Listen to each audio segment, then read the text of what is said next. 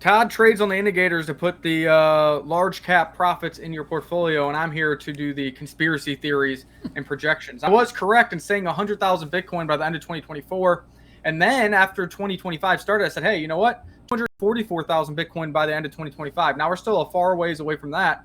But what if it was 244,000 Bitcoin by the end of the cycle? Because that prediction was under the assumption that the 4-year cycle ends in this Q4. And now there's more macro events that lead me to believe that we could extend into 2026. Mainly, we're no longer on a 4-year business cycle. We're on a 5-year business cycle. So maybe Bitcoin follows the 5-year business cycle and we don't top until 2025. Number two, quantitative easing just began with only one interest rate cut. And now we have Powell saying there's going to be multiple more interest rate cuts the remainder of 2025. And probably the poly market is right and we do get cuts into 2026. We also have Donald Trump in power. He understands that people need to make money. The economy needs to be strong. Stocks need to go up and assets need to go up in order to retain votes and keep power, and leading into the midterms that are happening in 2026. And then there's a whole plethora of other reasons on which I believe that we could get into 2026. And this would be the first extending of the 4-year halving cycle for Bitcoin and making it a 5-year cycle. And then lastly, we've seen the performance of gold as of late.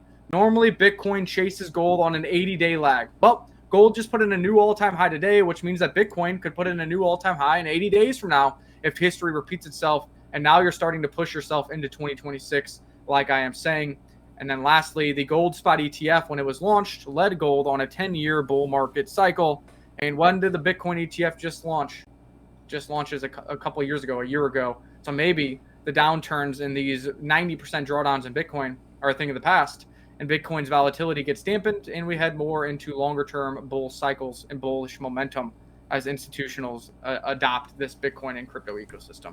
But again, we're going to play it by ear. We're going to take trades when we deem fit. I am just currently in the camp that I think we are going to break the 4-year halving cycle and extend into 2026. Many people think the top is already in or the top is inevitable in the next month or so.